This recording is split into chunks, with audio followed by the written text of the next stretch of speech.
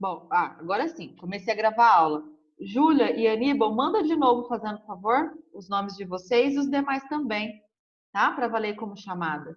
Com a Júlia Santana Carvalho e o Aníbal Siqueira Manso Monteiro. Manda os nomes, por favor, de novo. Isso, estão me mandando, tá? Me manda aí para valer como a sua chamada. Então, mais uma vez, o Aníbal e a Júlia têm que mandar novamente, Ô, Bia, certo? Pois não. o nome saiu Bia, cheguei errado. agora. O que você está falando?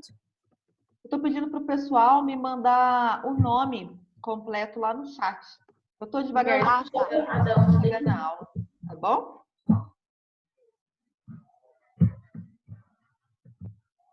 Isso, vai lá no bate-papo, no chat e me manda o seu nome. Isso, Julianiba, obrigada, eles mandaram de novo. Isso mesmo. Bom, enquanto o pessoal está chegando, está devagarzinho, né? Vou começar aqui a aula. Antes de tudo, eu queria falar o seguinte para vocês, para lembrá-los, né? Se vocês olharem lá no SAS Conecta, Desafio amanhã. já tem marcado o nosso desafio, exatamente, né? E aí eu Vai poder ter consulta de apostila? posso falar como é que vai ser agora? Pode. Posso? Então, ó, amanhã vai ser nosso desafio. Lá no SAS Conecta já tem todas as instruções de como é que vai funcionar. Tudo bem? Como que vai funcionar o nosso desafio? Quando der 8 horas da manhã, eu vou colocar o link do nosso desafio do Google Forms lá no SAS Conecta e também no grupo de vocês, do WhatsApp. Então, vai estar disponível nos dois lugares, tá? Então, 8 horas da manhã eu mando o link. Vocês terão até as 8 horas da noite para me responder, tá? Então, é o dia inteirinho. Então, vamos imaginar, você acaba a sua aula meio-dia e 15. Você vai almoçar até lá por volta de 1 hora. Então, você vai ter da 1 e pouquinho, até as 8 horas da noite para responder. É o dia todo, tá? Se você tentar enviar a sua resposta 8h10 da noite, você não vai conseguir, porque eu delimitei o período que eu vou receber as respostas, tá bom? Então, se você tentar depois das 8 horas da noite, você não conseguirá. Por exemplo, na quinta-feira eu apliquei o desafio com o nono ano. Teve aluno que deu 5 para as 8 da noite, me mandou mensagem: Bia, estou respondendo ainda as questões, você pode dar mais 10 minutinhos? Eu falei: não, você já teve o dia todo para fazer isso, né? Então, deu 8 horas, eu travei o envio de respostas. Por exemplo, deu 8h10 da noite, uns 5 alunos vieram me mandar mensagem: Bia, eu não estou conseguindo responder. Foi claro, porque eu encerrei o envio às 8 horas. Tudo bem? Então, vocês terão o dia todo para responder, vocês terão até às 8 horas da noite. Será amanhã, tá? Então, amanhã nós temos mais uma aula, tá? Eu lembro vocês que temos o desafio amanhã, certo? Tudo bem? Não será durante a nossa aula, ele será o dia todo para responder. E aí, alguém me perguntou aí, né? Vai poder consultar? Pode, você pode consultar a apostila, você pode consultar o Google, você pode consultar as nossas videoaulas, você pode fazer a fonte de consulta que você quiser, tá? Tudo bem?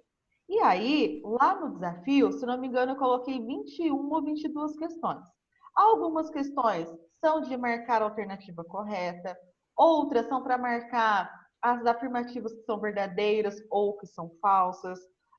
Pode ser, e vai ter também algumas questões que vocês vão ter que digitar qual que é a resposta para mim, certo? Bom, quando você finalizar o teste, por exemplo, se são 22 questões, certo? Quando terminar o teste, você já não terá sua nota imediatamente. Por quê? Porque as questões que são de marcar verdadeiro ou falso, ou de marcar a alternativa correta, a resposta já sai pronta na hora. Só que as questões que vocês têm que digitar as respostas, eu tenho que corrigir. Então, demora um pouquinho, é como se fosse uma provinha mesmo.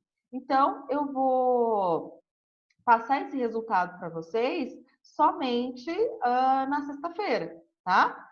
Então, vocês fazem o teste amanhã, na sexta-feira eu já trago o número de acertos e qual que vai valer a sua nota, tá? Porque hoje eu tenho uma reunião com a Elvira e com o Ivan, todos os professores temos, para fechar como que nós vamos atribuir as notas nesse bimestre, tá? Então, aí eu vou atribuir quanto que vai valer esse desafio. Tá, imagina, fulano teve 20 acertos no teste.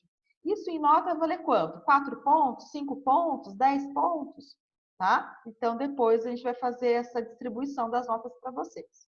Beleza? Certinho? Então, acho que na sexta-feira eu já tenho o número de acertos e também tenho a nota final de vocês. Beleza, turma? Certinho? Então, é assim que eu vou fazer esse desafio. Vocês poderão fazer o uso das fontes de consulta que vocês quiserem. Beleza? Combinados assim? Então, lá no SAS Conecta já tem todas as orientações. O que vai cair no nosso desafio serão os capítulos 2, 3, 4 e 5 da apostila 1. Tá? Então, do 2 ao 5 da apostila 1 é o que vai cair na nossa prova, no nosso desafio.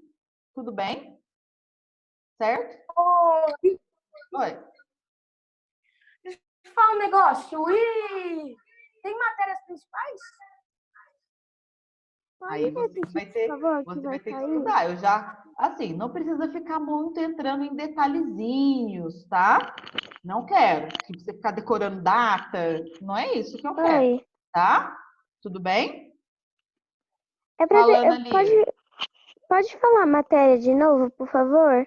Tá lá no SAS Conecta já. É o capítulo 2 até o capítulo 5 da apostila 1. Tá, obrigada. Por nada. Tá bom? Certinho? Deixa eu ver se alguém aqui... Não teve dúvida, não. Então, pessoal, vai ser isso o nosso simulado. Nosso desafio, desculpa. Beleza? Combinados? Se alguém tiver alguma dúvida ao longo do dia hoje, como é que vai funcionar, se alguém tiver alguma dúvida amanhã, enquanto estiver resolvendo, vocês podem me chamar lá no WhatsApp, no particular, e me chamar para tirar a sua dúvida. Óbvio, não vai me chamar às 10h30, 11 horas da noite, porque essas horas já estarei da minha cama embrulhada em 1.500 cobertas para não sentir o frio. Tá? E eu nem vou te responder, tá? Mas se você quiser me mandar mensagem para tirar alguma dúvida, fiquem à vontade. Tudo bem? Certo? Bom, para dar continuidade à nossa aula, vou compartilhar aqui com vocês uns slides. E aí, o primeiro slide que eu quero compartilhar com vocês, né? Eu sei que tá todo mundo aí morrendo de frio. Acabei de olhar no WhatsApp e tem um monte de gente conversando lá, ao invés de prestar atenção no que eu estou falando, não é mesmo? Ô, Bia, Ah, aqueceram as mãos? coloquei essa imagem aqui para vocês, né? Para ver se pelo menos o nosso espírito fica um pouquinho mais quentinho, né?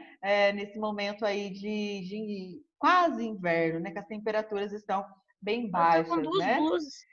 Aposto que todos queriam ficar deitadinho na cama, debaixo de coberta, ainda pensando se vai levantar ou não para tomar um cafezinho, né?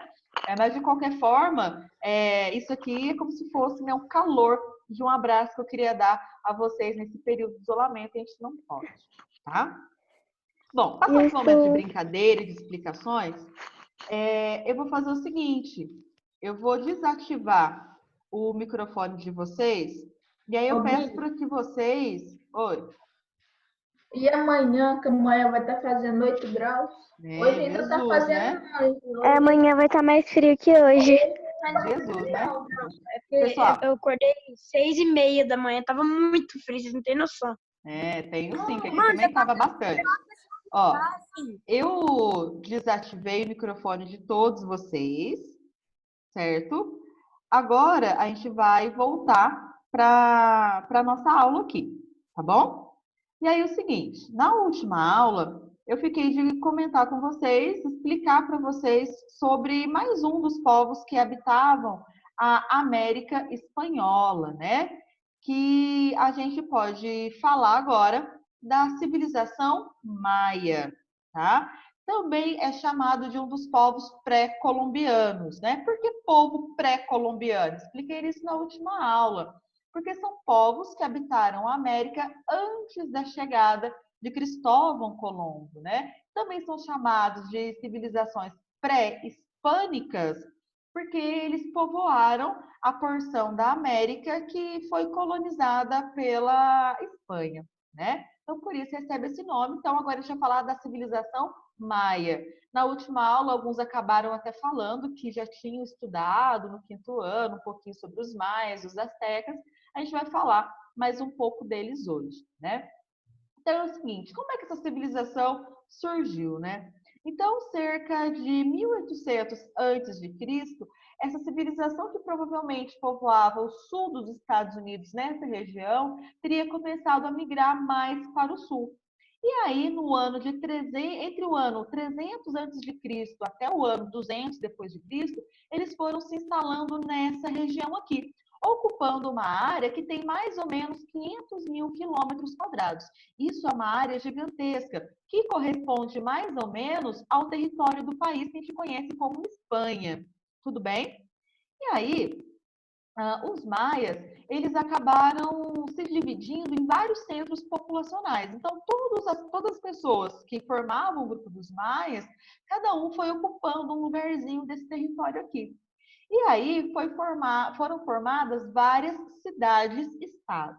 E aí eu estava explicando cidade-estado na última aula, e aí no finalzinho alguém falou assim, Bia, eu ainda não entendi o que é uma cidade-estado, né? Então vamos lá. Uma cidade-estado é aquela cidade em que ela tem o seu próprio governante, ela tem as suas próprias regras, seus próprios impostos, sua própria moeda, as suas próprias leis, certo? Que a cidade vizinha é totalmente diferente. Tem o seu próprio governante, a sua própria moeda, os seus impostos, os seus cargos, os seus deuses e assim por diante. Então, apesar de todas essas cidades serem compostas por maias, cada uma delas eram muito diferentes umas das outras, certo? Elas eram autônomas, independente uma da outra. Uma cidade não dependia da outra. Então, isso que é uma cidade-estado, tá? Uma cidade que não tem nada a ver com a cidade vizinha, não depende dela para nada, tá? Então, tudo o que o governante de uma cidade, estado quer fazer, ele faz sem depender de uma lei que vale para a cidade vizinha também, tá? Certo? Isso que é uma cidade-estado. É uma cidade independente, uma cidade autônoma em relação às outras cidades, tá?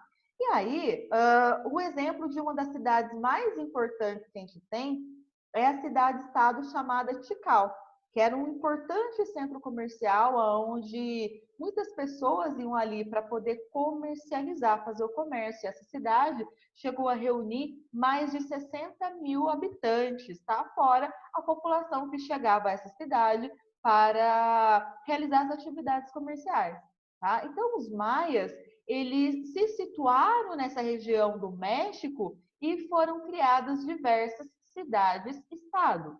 Tudo bem? E o que a gente pode ver?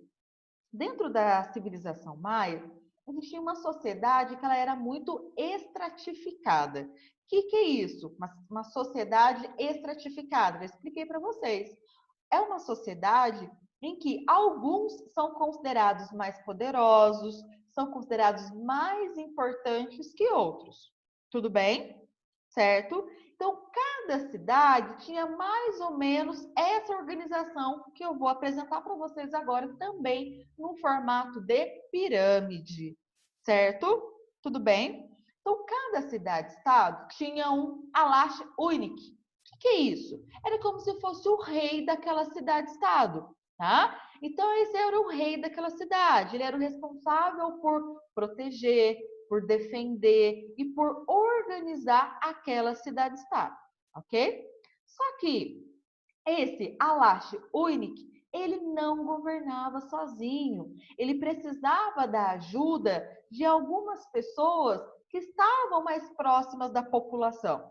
Então, esses indivíduos que eram altos funcionários de confiança desse Alash Unik eram chamados de matabes.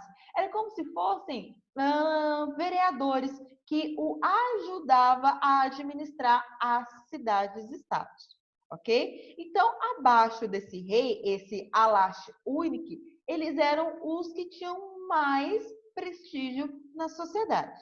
Ô, Miguel, digita sua dúvida aí para mim, por favor, no bate-papo. Eu vi que você levantou a mão, tá bom? E assim com os demais. Manda lá no bate-papo para mim qualquer dúvida.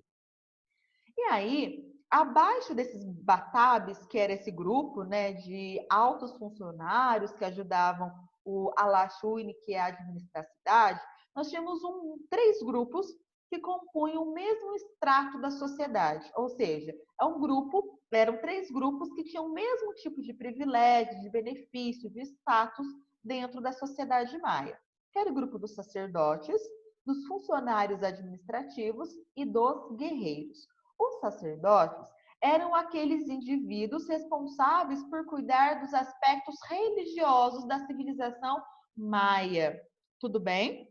E aí, esses sacerdotes eram os únicos que podiam se comunicar com os deuses que eles acreditavam, eram os responsáveis por fazer as observações astronômicas, que eu vou falar um pouco mais adiante, eram os responsáveis por conduzir os rituais religiosos, certo?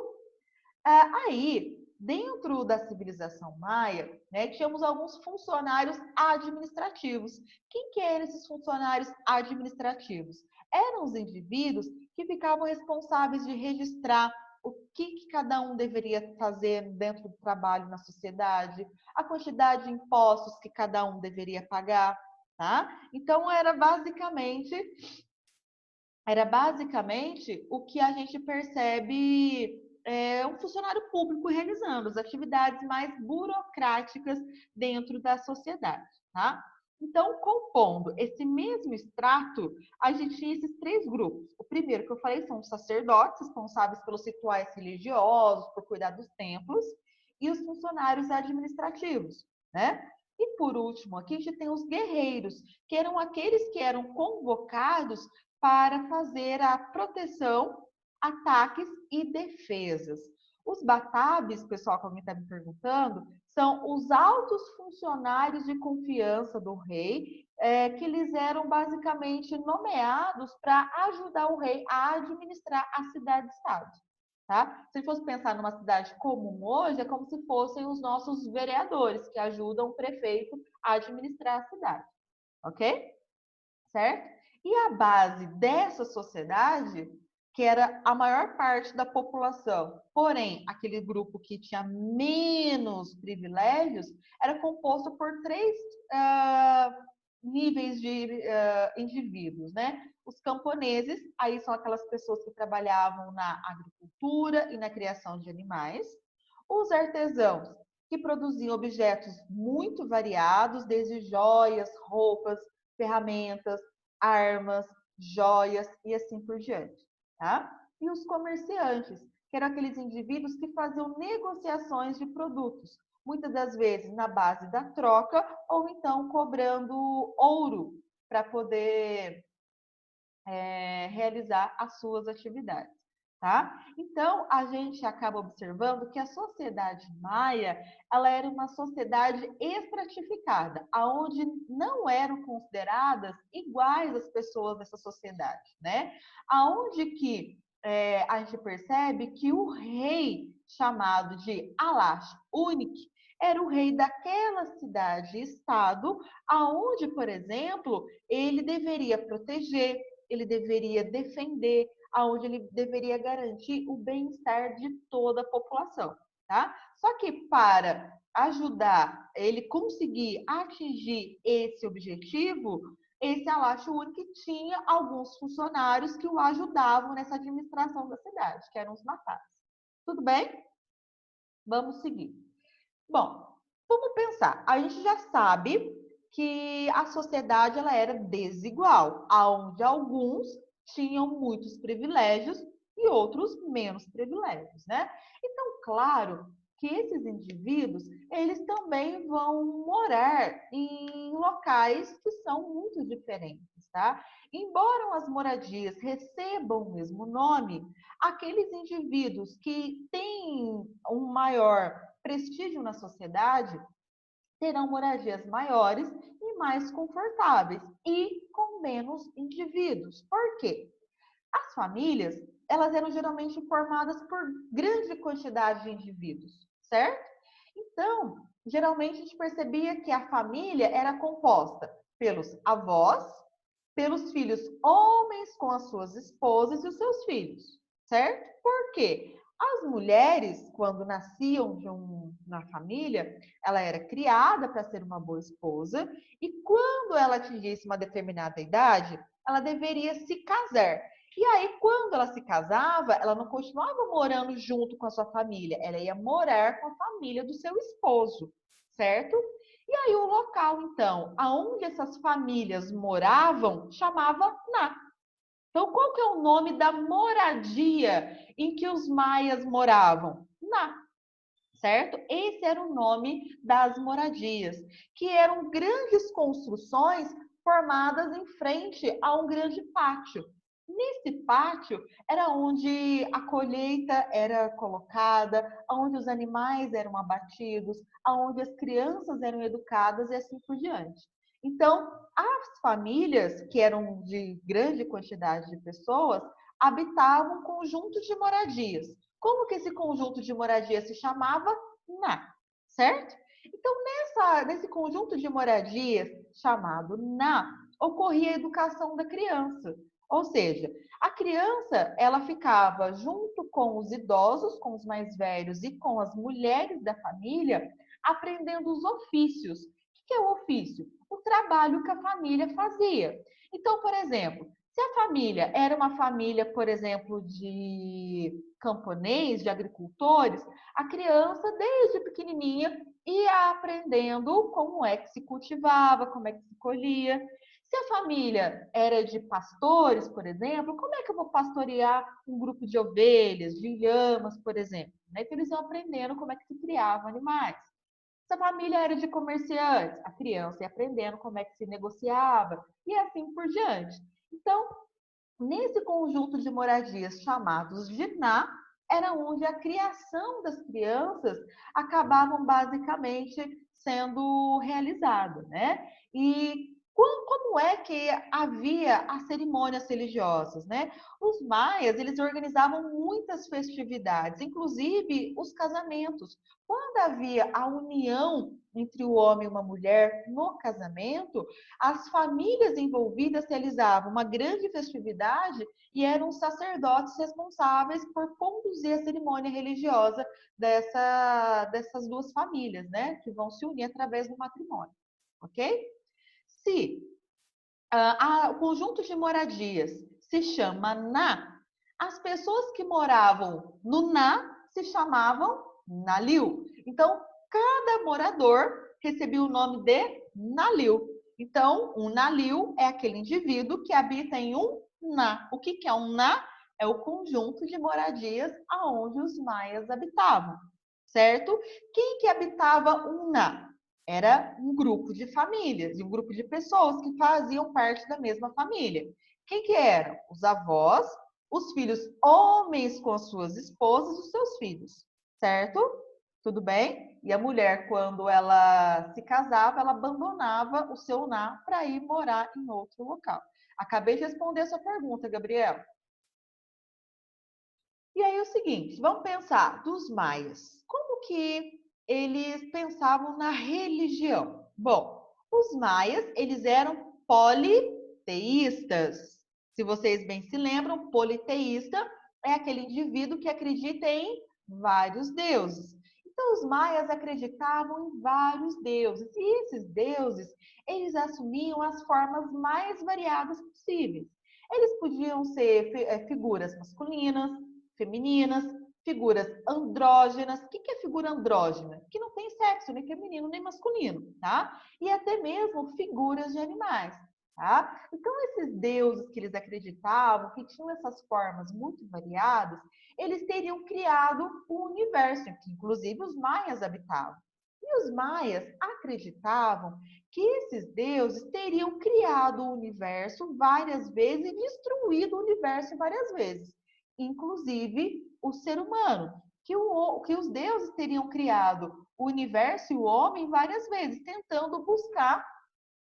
Lu, Gabriel, eu já respondi a sua pergunta no slide anterior. Se você prestou atenção, eu já respondi o que você me perguntou, tá? E aí, então, esses deuses maias, eles teriam construído o universo e destruído o universo para alcançar a perfeição. E os maias tinham um grande medo do universo ser destruído por esses deuses novamente. E então, para evitar que o universo fosse destruído, colocando fim, inclusive, à sua vida, os maias, eles sempre queriam prestar homenagem em respeito e obediência aos deuses que eles acreditavam. Então, para isso, todas as cidades maias, elas sempre construíam templos, altares e santuários para homenagear, demonstrar respeito e obediência com seus deuses, tá? E aí, muitas das vezes, eles realizavam rituais religiosos que duravam dias para que houvesse, né, essa homenagem, essa demonstração de respeito e obediência com seus deuses. Em alguns desses rituais, acabavam ocorrendo sacrifícios de animais e, inclusive, sacrifícios humanos, tá? Para que esses deuses entendessem que os maias tinham muito respeito para com as divindades e que eu, fazendo esses sacrifícios, eu demonstro que eu sou obediente a esses deuses e que eles não precisam ficar chateados e demonstrar a sua insatisfação destruindo o universo, botando fim aos males, tá? Então, era uma religião bastante diferente do que as religiões que nós conhecemos hoje existindo, né, no nosso planeta, tá? E os maias, eles tiveram muitas contribuições também na área da escrita e na ciência, né? No que diz respeito à escrita, eles acabavam criando um sistema de escrita, principalmente através de símbolos, onde eles registravam as tradições sociais e religiosas. Bom, o que é uma tradição social? Por exemplo, quando nascia uma criança, o que se fazia? Quando um casal, um sacerdote realizaria um casamento, como que era esse ritual? Quando a gente ia fazer um ritual religioso em homenagem a um ou vários deuses, como é que esse ritual acontecia, tá? Então, a escrita registrava essas tradições sociais e também as tradições religiosas, tá? Então, uma das contribuições que os maias tiveram foi com a escrita. Muito do que a gente conhece deles hoje tem nos poucos registros escritos que são encontrados preservados e também aí nos sítios arqueológicos através de alguns artefatos, tá? Foi possível perceber que os maias foram um dos primeiros povos do nosso planeta na matemática a construir a noção do que significa o algarismo zero. O que é o zero, né? Para a matemática. Pouquíssimos povos tinham noção do que era o zero, né? Então, se a gente pensar na Europa, nesse mesmo período, os europeus não conseguiam pensar no que era o zero. O zero era um algarismo inexistente. E os maias já conseguiram pensar no que era o algarismo zero, o que ele representava, tá? Hoje, para nós, é uma ideia muito clara do que significa zero, né? Porque a gente já tem esse conhecimento transmitido até nós, mas naquela época não, eles construíram essa noção do que significava o zero. Eles também, na área da ciência também, trouxeram muitas contribuições astronômicas. Os sacerdotes, eles ficavam fazendo muitas observações do céu, do espaço. E aí, através da observação de alguns astros, eles conseguiram criar 2 calendários, tá? Um calendário religioso, que nortearia quais que seriam os rituais religiosos que eles deveriam fazer, e um calendário civil, tá? Aonde você marcaria o período da colheita, o período da chuva, o período do calor, o período do inverno e assim por diante, tá? O calendário religioso teria 260 dias e no calendário civil 365 dias, tá? Então, a astronomia, a observação do céu possibilitou eles criarem esses 2 tipos de calendários, ok? E aí, coloquei esse azul com um asterisco, que os maias foram os únicos povos da América espanhola, né, que conseguiram desenvolver a cor azul, utilizando um tipo de planta que tinha lá no México para utilizar para fazer pinturas, ilustrações, inclusive tingir tecidos, certo? Então, eles foram os primeiros povos da América a utilizar a cor azul, tudo bem? Se alguém tiver alguma dúvida, manda lá no bate-papo, certo? Pessoal, e aí, quando a gente pensa na civilização maia, a gente imagina que eles eram um povo que vivia no meio do mato, que tinha pouco conhecimento, quando na verdade a gente viu que a noção de escrita, na matemática, na astronomia, mostrava que eles tinham muito conhecimento, eles eram muito organizados, né? E aqui, coloquei para vocês um exemplo de um templo chamado de Templo do Kukulkan. Tá? Esse templo é uma pirâmide escalonada. O que é uma pirâmide escalonada? Que tem degraus, né? Dá para vocês observarem degraus. E eles construíam esses templos pensando sempre no posicionamento do Sol, no posicionamento da Lua e de algumas constelações. Aí alguém falando que já foi nesse templo, a Isabela falando que já foi nesse templo. Então você já deve estar familiarizado com o que eu vou falar, né? Esse templo, por exemplo, ele foi criado para homenagear aquele deus chamado de serpente emplumada. Lembra que eu mostrei para vocês? Né? Então, olha aqui, dependendo do momento do dia, em uma das feições dessa pirâmide, você observa o que aqui? O que está aparecendo aqui? Uma cobra. Olha aqui. Lembra da pirâmide, de uma pirâmide que eu mostrei para vocês, que tinha vários desenhos da serpente emplumada, né? E aí, a base desse templo, né, é essa cabeça aqui, ó, dessa serpente emplumada, que dependendo da hora do dia, você consegue ver, né? Então, eles pensaram em cada detalhe. Dependendo da posição do sol, você consegue enxergar a serpente emplumada aqui, ok?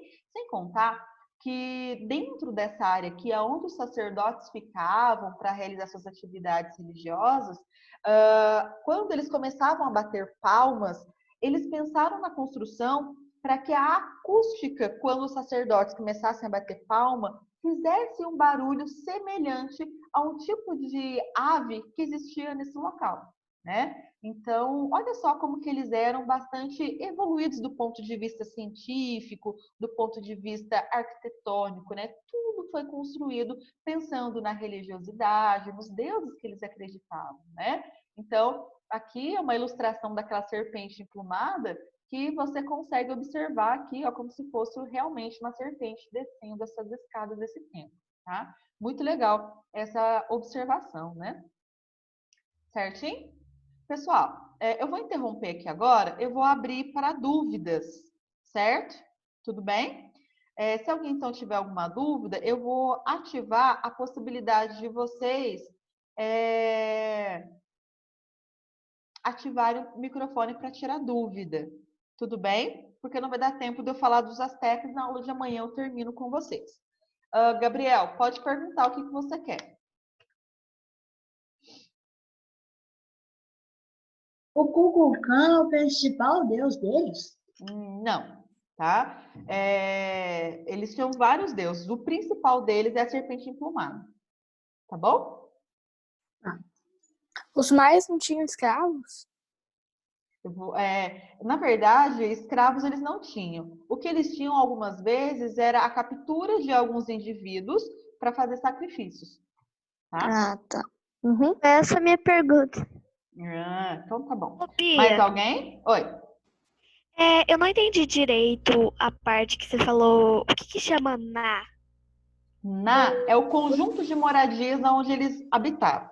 Deixa eu pegar um bloquinho para te mostrar como é que era. Ó, existia. Olha o fogo, ó.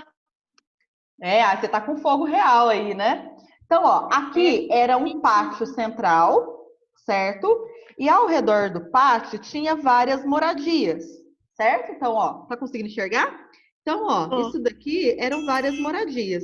Nesse local aqui habitava apenas uma família. Então, tinha os avós, os filhos, as esposas, os netos, né? Nesse local. Então, esse local aqui, que é esse conjunto de moradias ao redor de um pátio, se chama Na, certo? Então, isso daqui tudo se chama Na. O que é isso? O conjunto de moradias aonde as famílias maias habitavam, ok? O habitante de um Na recebia o nome de Nalil, ok? Conseguiu entender agora? Tá bom. Obrigada, Bia. Não? Aníbal, qual que é a sua dúvida? Se eu não me engano, foi os maias que disseram que o fim do mundo aconteceria, né? Em Acabava o 2016. seguinte, isso. Quando chegou no ano de 2012, o mundo passou por um reboliço, 1000 teorias que o fim do mundo tinha chegado, começaram a popularizar, lançaram um filme chamado 2012, que o mundo ia acabar, né? Por quê? Os maias, eles foram muito avançados nas suas observações astronômicas, né?